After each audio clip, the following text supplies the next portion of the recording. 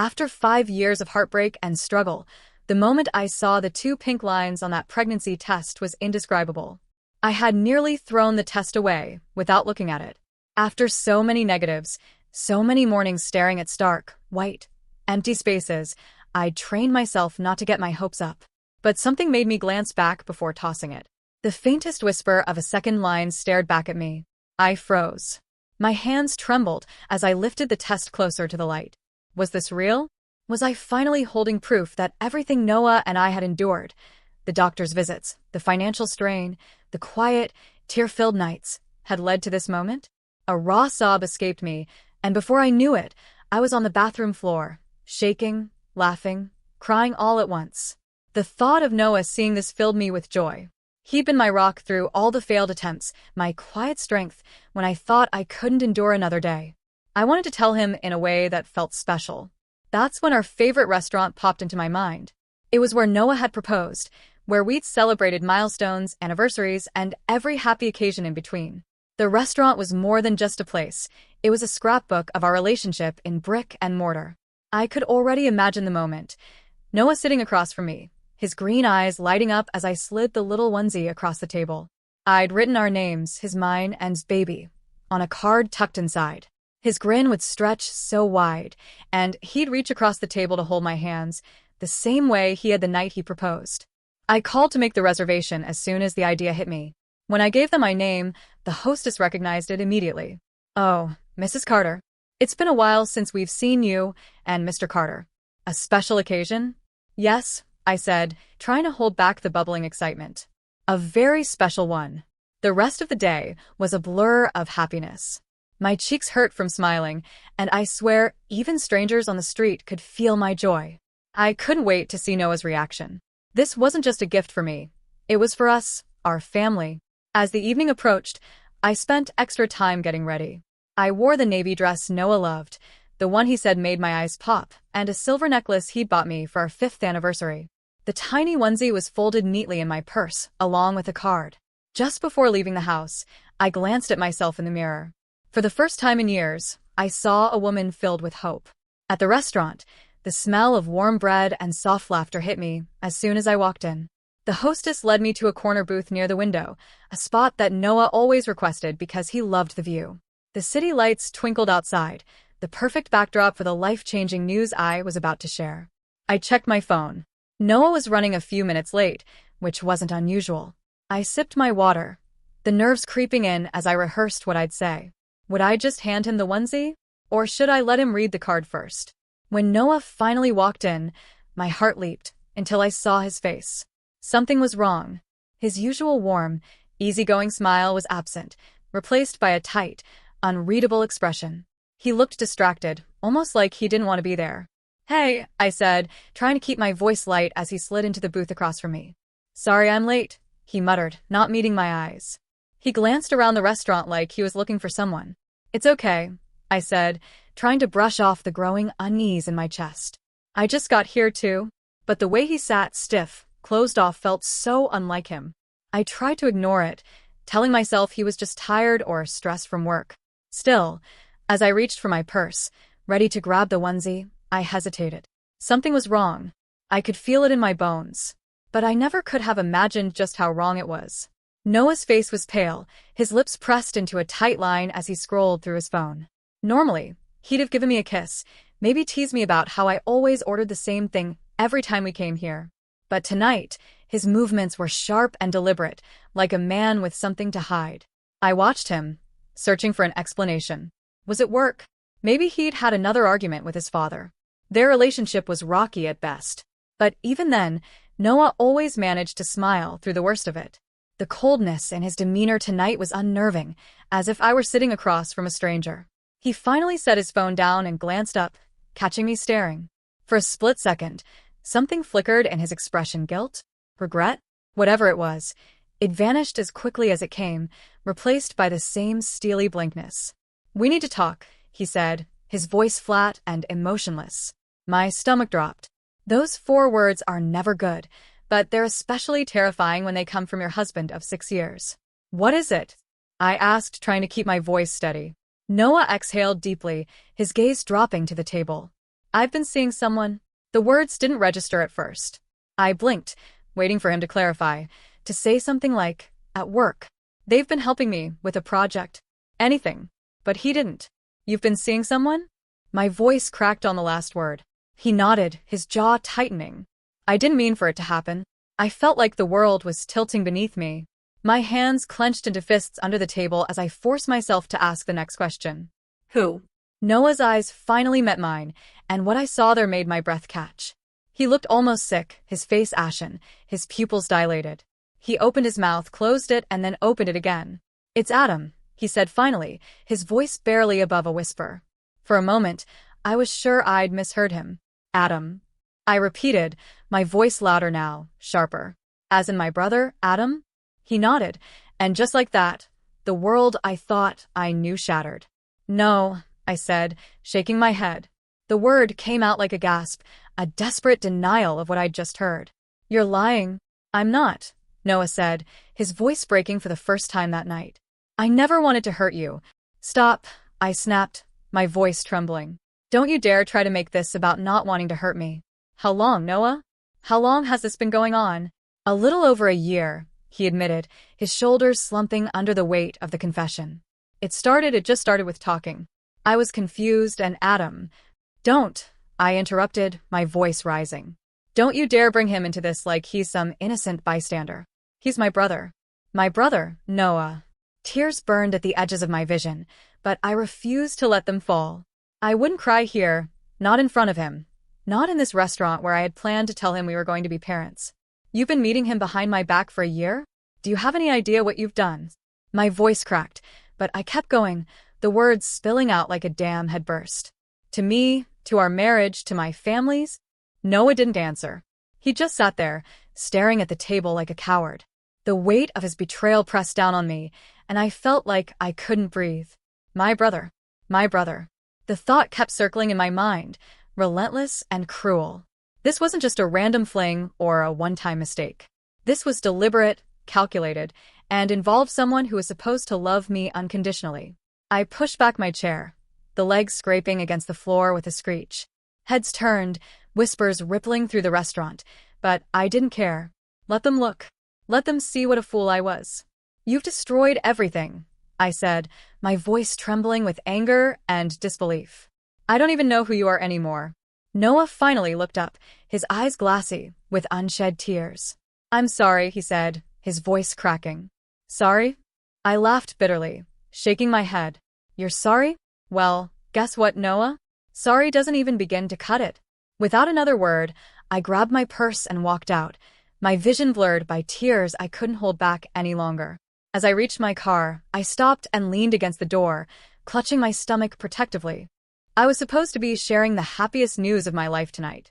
Instead, I was leaving with my world in ruins, clutching a secret that now felt impossibly heavy. For a few seconds after Noah's confession, I couldn't move. Time seemed to slow, the sounds of clinking glasses and quiet conversation around us fading into an eerie silence. The blood roared in my ears, and I felt my vision tunnel. Then, before I knew it, I was on my feet, my voice shaking the stillness. With Adam? My brother? I shouted, my words echoing through the restaurant. Heads turned instantly. Forks paused midair. Glasses were set down with a clink, and a wave of murmurs rippled across the room like a shockwave. Noah remained seated, his face pale and unreadable, his shoulders hunched slightly as if bracing for impact. He didn't say a word, didn't move, didn't even attempt to calm me down. His indifference made my rage burn even hotter, like gasoline thrown onto an already blazing fire. My chest heaved as I gripped the edge of the table, trying to steady myself. You slept with my brother, I hissed, my voice breaking. For over a year, you lied to me, to my face, while you were sneaking around with him? Noah finally looked up, but his expression wasn't one of remorse or shame. It was blank, cold, and detached, as though he were an observer in someone else's drama. I never wanted you to find out like this, he said quietly, his tone so calm it made my skin crawl. Oh, I'm sorry. Was this not the grand reveal you were planning? My voice was loud enough now that I knew people were hearing every word. I didn't care. Let them hear. Let them all see what a fool I'd been. I grabbed the glass of water in front of me, my fingers trembling with fury. For a moment, I imagined throwing it in his face. The satisfaction of watching him flinch, the cold water snapping him out of whatever spell he was under, was tempting. But then I caught sight of the baby onesie sticking out of my purse, a cruel reminder of the news I'd planned to share. The thought of the child growing inside me, so small and fragile, stopped me. My anger was already scorching through me. I couldn't let it consume me entirely. Instead, I set the glass down with a sharp clink, my hand steady despite the storm raging inside. I didn't know what to do with all the emotions clawing at me: anger, betrayal, humiliation, and heartbreak, all tangled together in a mess I couldn't untangle. I could feel the stares from other diners, the weight of their judgment pressing down on me. Some looked horrified, others uncomfortable, but none of them dared to intervene. Finally, I snatched at my purse, my voice trembling as I spat my final words. "You're disgusting, Noah. I hope you rot in the mess you've created." With that, I turned and stormed toward the door, my heels clicking against the tile floor. My vision blurred with tears as I passed the hostess stand, the whispers following me like shadows. Once I reached the parking lot, I broke. I leaned against the car, clutching my stomach as the sobs came. The realization of what I'd just left behind and what lay ahead hit me all at once. I wasn't just crying for the betrayal, for the marriage I thought I had, or for the family that had been shattered. I was crying for my child, our child, who would never know the parents I'd imagined we'd be. As I sank down onto the curb, the cool night air stinging my face, I felt a protective instinct kick in. I wrapped my arms around my stomach, as if shielding my unborn baby from the wreckage of my world.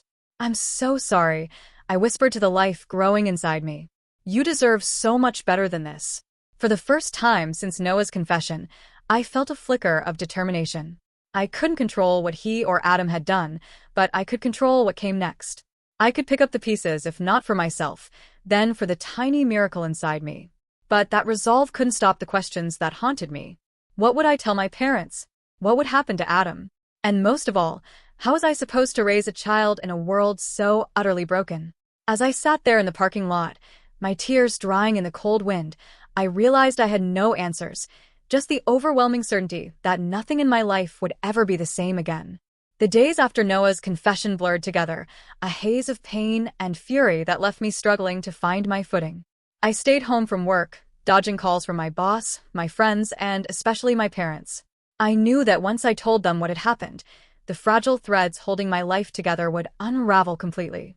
When I finally broke the news, my mother's reaction was exactly what I expected: horrified silence followed by a sharp intake of breath, and then a flood of tears. "Your own brother?" she whispered, the disbelief in her voice cutting me as much as it reflected my own. My father, on the other hand, exploded. His voice, normally calm and measured, boomed over the phone as he cursed Adam and vowed never to speak to him again. True to his word, my father disowned Adam that same night.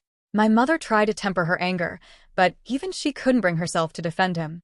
They refused to let him come home for family dinners or holidays, and my father even went as far as to call Noah's parents, demanding to know how they'd raised a son capable of such betrayal. At first, Noah's parents didn't believe the story.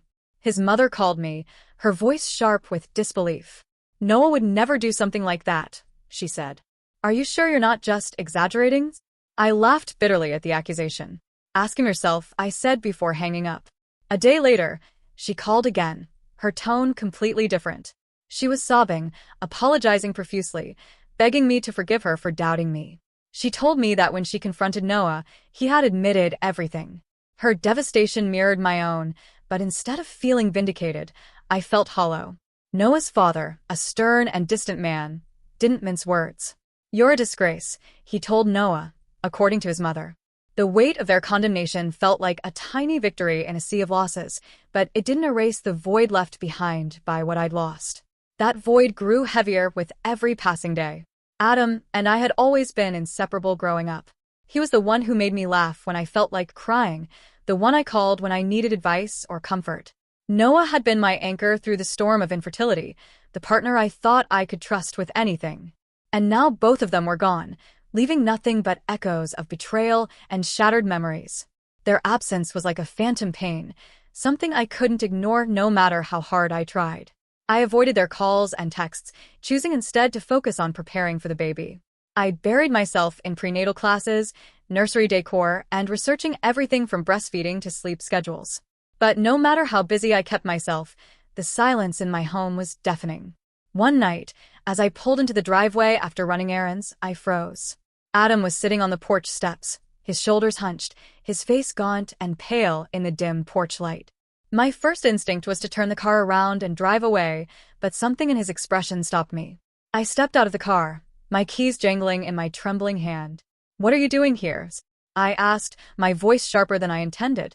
He looked up, his eyes red-rimmed and hollow. "I need to talk to you," he said, his voice barely above a whisper. "I have nothing to say to you," I snapped, turning toward the door. "Please," he said, standing up. His voice cracked, and I hated how human he sounded, how much he still sounded like the brother I used to know. "Just please." 5 minutes. Against my better judgment, I unlocked the door and stepped inside, leaving it open behind me. I didn't invite him in, but he followed anyway, his footsteps hesitant and heavy.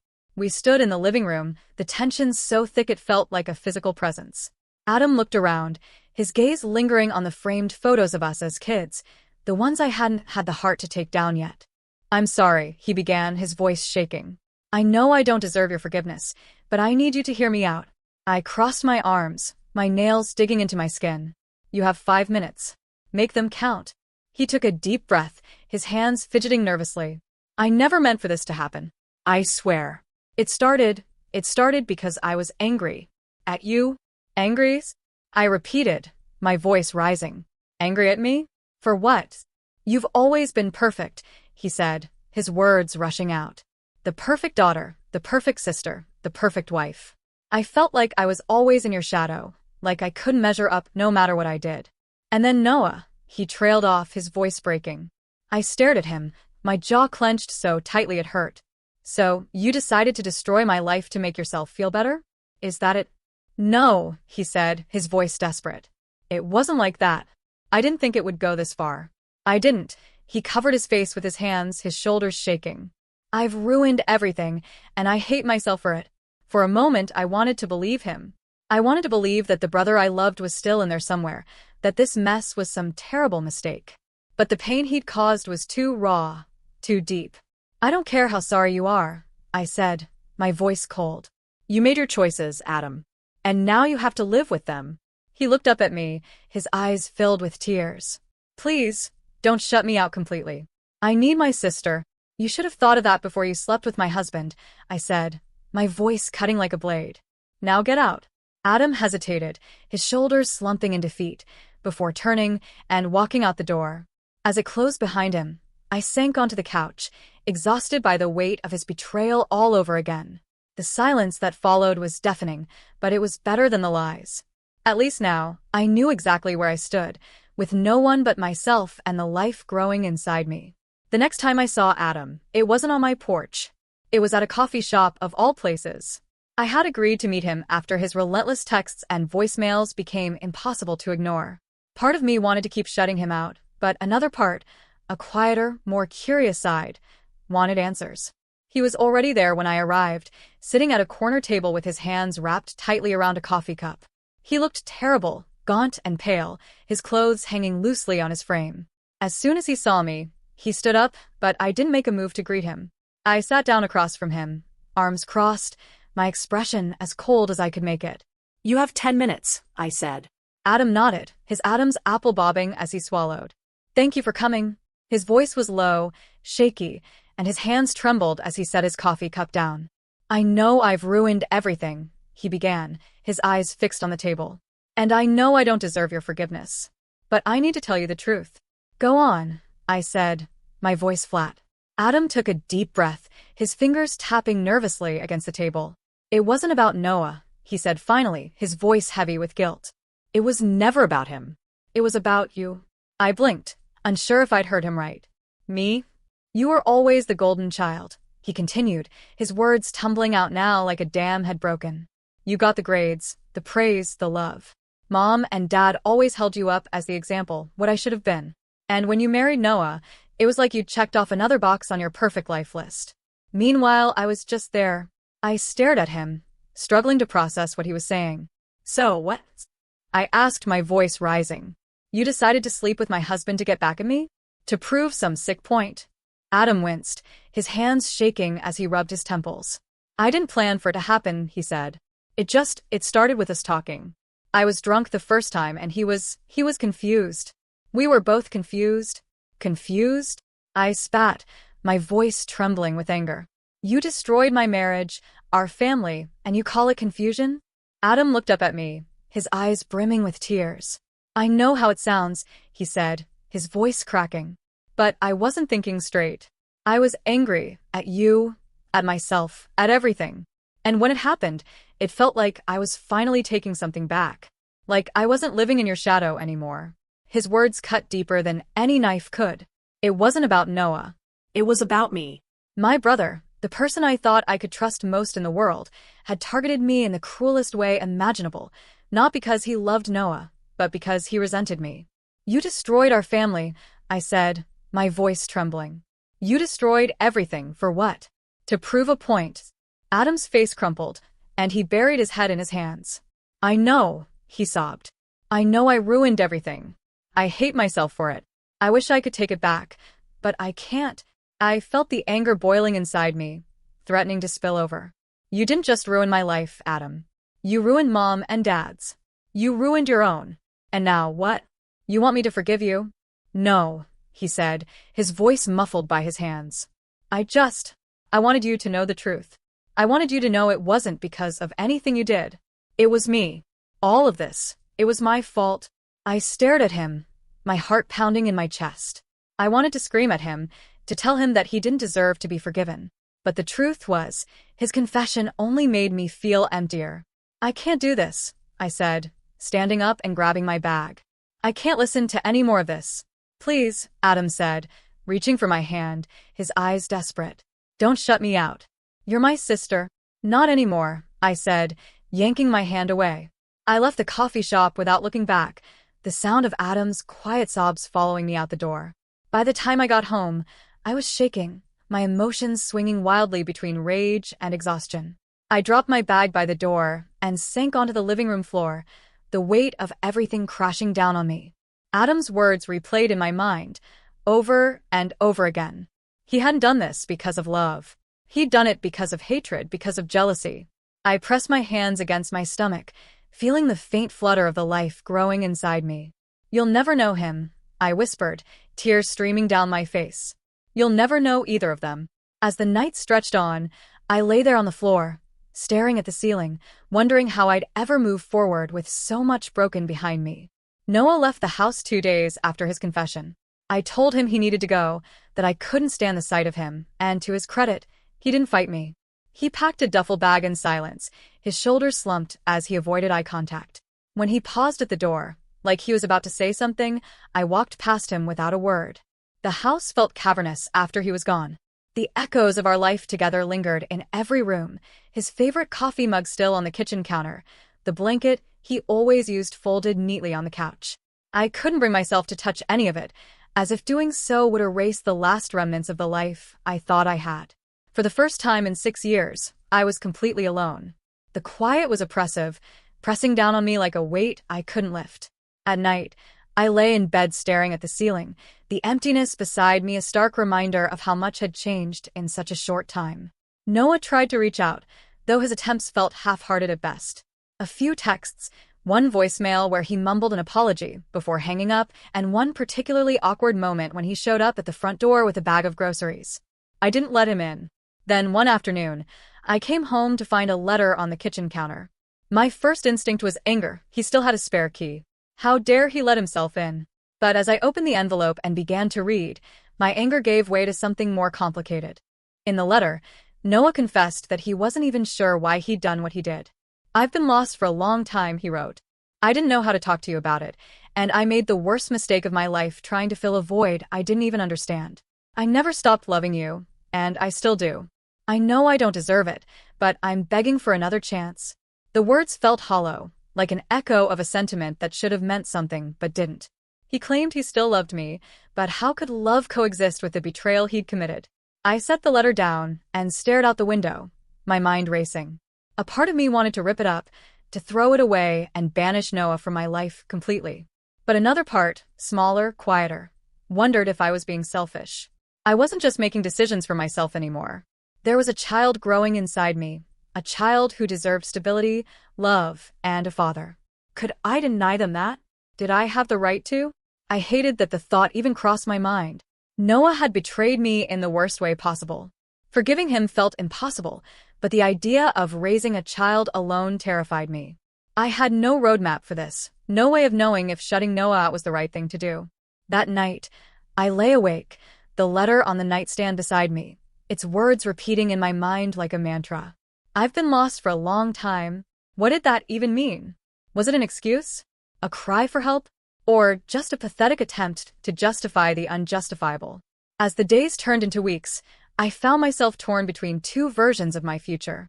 One where Noah was gone for good, a ghost in the house we once shared.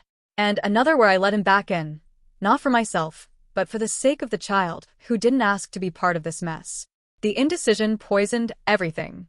Every time I walked into the nursery, every time I glanced at my phone and saw his name, every time I thought about the tiny heartbeat I'd seen on the ultrasound screen, I felt paralyzed. Noah and Adam had become strangers to me, shadows of the people I thought I knew. But the question that haunted me most was whether I'd let them stay strangers, or if I'd ever find the strength to face them again. In the whirlwind of pain and confusion that followed Noah and Adam's betrayals, I found solace in the most unexpected place. Emma, my sister-in-law. She was the only person who truly understood the depth of what I was going through, not just as my brother's wife, but as someone who had been blindsided by the same web of lies. Emma and I had never been particularly close. She was a little reserved, and I always thought of her as more of an extension of Adam than someone I could confide in. But when the news broke and our family splintered, she reached out. Her voice cracked with emotion over the phone when she told me, "We need to stick together in this, for both our sakes." What started as occasional check-ins quickly turned into nightly calls. At first, we vented about the sheer audacity of Adam and Noah, how they destroyed 2 marriages, 2 families, without a second thought. But as the weeks went on, our conversations shifted. Emma became the one person I could cry to without feeling judged, the one person who reminded me that it was okay to feel shattered. One Saturday afternoon, Emma showed up at my house with a box of pastries and a bag of tea. "I thought we could use some sugar and caffeine to fuel our bitterness," she joked, her smile a little strained but genuine. We sat in the living room, our voices low and steady, as we swapped updates. She told me how she'd moved out of the home she shared with Adam, how her parents had rallied around her but couldn't hide their disappointment. "They're not disappointed in me," she clarified. "They're disappointed that I didn't see this coming." I winced at her words, knowing exactly how that felt. "Do you think you'll ever forgive him?" I asked, my hands wrapped tightly around my tea mug. Emma sighed, her eyes distant. "I don't know. Forgiveness feels impossible right now. But hate takes so much energy, you know?" Her honesty was a balm for my frayed nerves. She wasn't trying to sugarcoat anything, wasn't offering platitudes about how everything would be fine. Instead, she gave me the one thing I needed most, understanding. Over time, Emma began to share things about Adam that I'd never known. He struggled with his identity for years, she admitted one evening as we sat on the couch, a half-empty bottle of wine between us. "He told me once that he felt like he didn't belong anywhere, not in our family, not in yours. I tried to help him, but I never thought he'd go this far." Her words hung in the air, heavy and unsettling. "So, what?" I said, my voice sharper than I intended. "His struggles give him a free pass to destroy our lives." Emma shook her head quickly. "Of course not. What he did was unforgivable." She hesitated, searching for the right words. "I guess I'm saying that maybe his actions weren't just about hurting us. Maybe they were about hurting himself too." I hated how much sense her words made. It was easier to see Adam as a villain, easier to hate him than to acknowledge the brokenness that had led him to this point. But Emma's insight forced me to confront the messy, complicated truth. One night, after a few glasses of wine, Emma dropped a bombshell that shook me to my core. "I need to tell you something," she said, her cheeks flushed from the alcohol. I suspected the affair for months." Her words hit me like a punch to the gut. "What?" I asked, my voice barely above a whisper.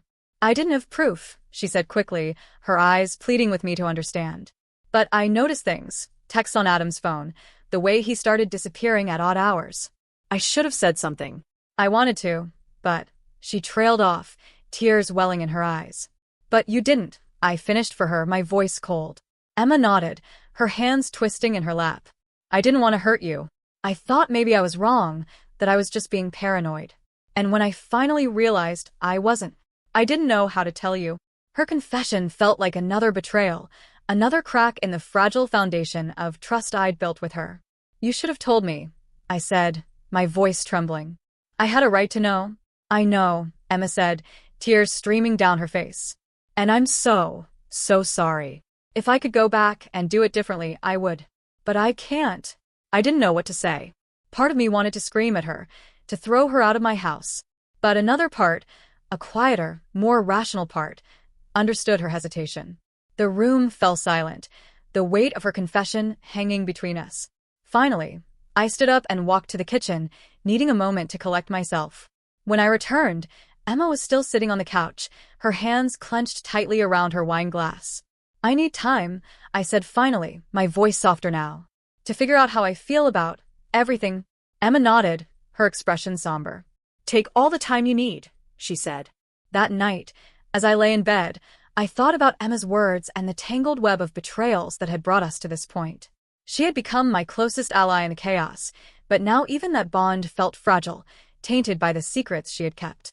For the first time in weeks, I felt completely alone again, unsure of who I could trust, or if I could ever trust anyone again. I hadn't seen Noah in weeks. Not since he'd moved out, not since the letter he left on my counter. I told myself it was better that way, that the distance was a buffer I desperately needed to sort through the wreckage of what he'd done. But then, one quiet afternoon, he appeared where I least expected him. I was in the cereal aisle at the grocery store, scanning the shelves for something to combat my persistent pregnancy cravings, when I felt someone watching me. I turned and froze. Noah was standing a few feet away, clutching a basket filled with random items, a loaf of bread, a bottle of orange juice, and a box of spaghetti that I knew he wouldn't cook. He looked terrible. His hair was unkempt, his beard unevenly grown, and his clothes hung loosely on his frame. But what struck me most were his eyes, bloodshot, hollow, and filled with a sadness so deep it made my chest tighten despite myself. Hi, he said, his voice rough, like he hadn't spoken in days. I stared at him, unsure of what to say or do. A part of me wanted to walk away, to maintain the hard-earned distance I'd built between us. But another part, a quieter, softer part, couldn't ignore the pain etched into every line of his face. What do you want, Noah? I asked finally, my voice steady but cold. He hesitated, shifting the basket from one hand to the other. I was hoping we could talk, he said. Please. Just for a few minutes. Against my better judgment, I nodded. Not here, I said, glancing around at the other shoppers who had started to hover too close, pretending to browse while clearly eavesdropping. We walked out to the parking lot in silence, the tension between us thick and oppressive. He led me to his car, a dingy sedan that was nothing like the clean, polished vehicle he'd once taken pride in. I slid into the passenger seat, the air inside stale and heavy, and folded my arms across my chest. Say what you need to say, I said, my tone as neutral as I could manage. Noah took a deep breath, his hands gripping the steering wheel like it was the only thing keeping him grounded. I know I ruined everything, he began, his voice trembling. I know I hurt you in ways I can't even begin to make up for. But I want to be there for you, for the baby. Please, just give me a chance to prove that I can do better. His words hung in the air, heavy with a sincerity that made me uncomfortable. This was a side of Noah I hadn't seen in a long time, raw, vulnerable, and stripped of the arrogance that had always been his shield. I looked down at my hands, my nails digging into my palms. Do you even understand what you've done? I asked, my voice trembling despite my best efforts to keep it steady. Do you know how much damage you've caused? Yes, he said, his voice cracking. I think about it every day, every second. I hate myself for it. But hating myself isn't enough, I know that. That's why I'm here. I want to make things right. Even if it's just being there for our child. The mention of the baby sent a pang through my chest. I thought of the tiny life growing inside me, the heartbeat I'd seen on the ultrasound, the dreams I'd started to form before everything fell apart. Could I deny them a father? Could I trust Noah to be the man they deserved? I don't know if I can forgive you, I said finally, my voice barely above a whisper. I don't know if I'll ever be able to trust you again. Noah nodded, his eyes glistening with tears. I understand, he said. I need you to know that I'm not giving up. On you, on us, on the baby. I'll do whatever it takes, even if it takes the rest of my life. I felt a lump rise in my throat, the emotions swirling inside me too tangled to unravel. I need time, I said, my voice breaking. I can't make any decisions right now. He nodded again, his tears spilling over as he reached for the door handle. Take all the time you need, he said, his voice thick with emotion. I'll be here, whenever you're ready. As I stepped out of the car and watched him drive away, I felt a strange mix of relief and despair. For the first time in weeks, I saw a glimmer of the man I'd once loved. But the scars he'd left felt too raw to ignore, and I didn't know if time would ever be enough to heal them. I stood in the parking lot, the weight of his words pressing down on me, and wondered if I was strong enough to make the choices that lay ahead.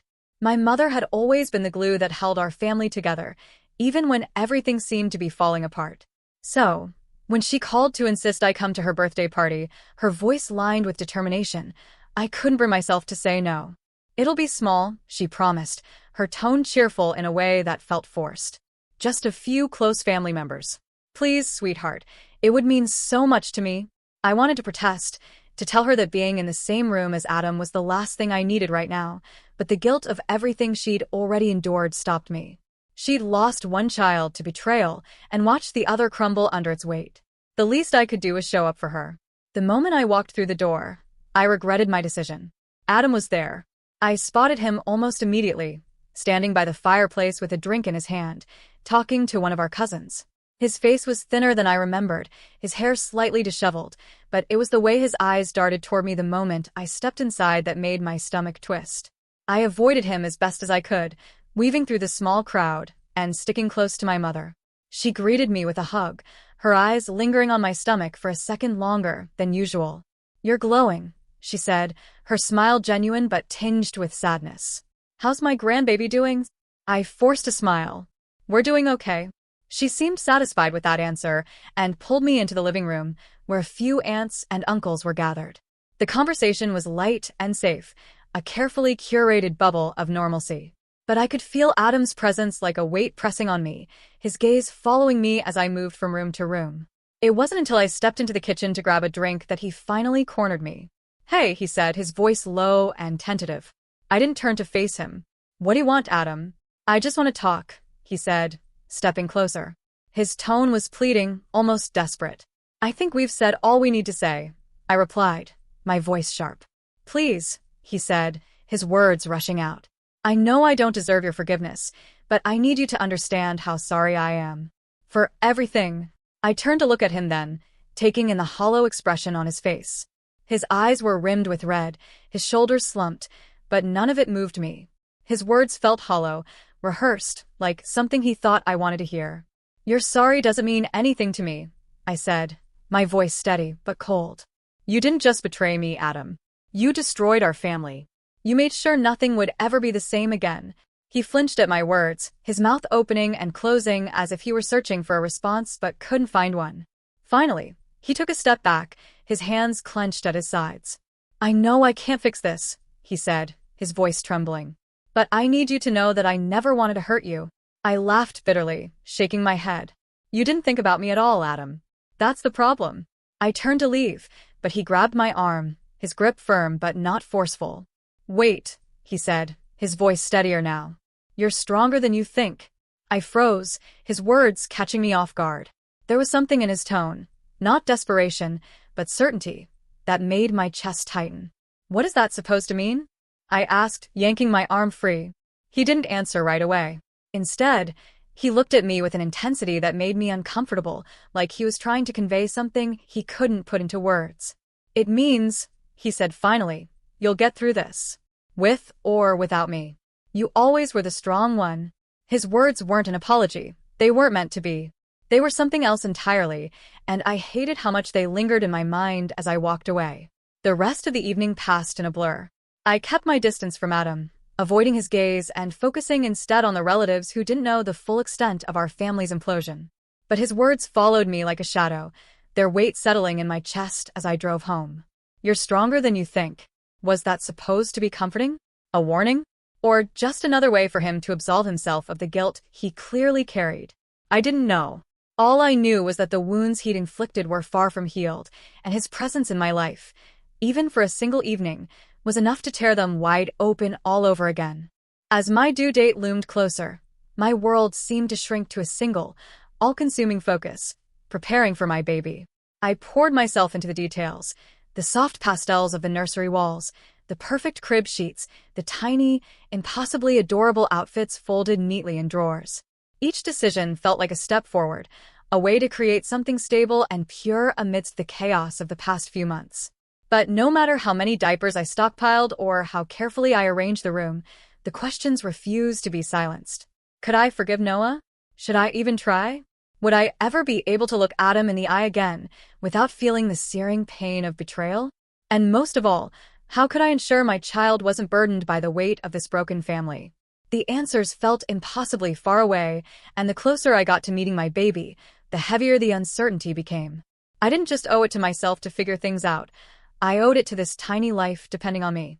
The night before my baby shower, I came home to find a small box sitting on my doorstep. For a moment, I hesitated, a sinking feeling in my stomach. It was wrapped neatly, with a handwritten card taped to the top. I brought it inside, setting it on the counter before carefully peeling back the tape.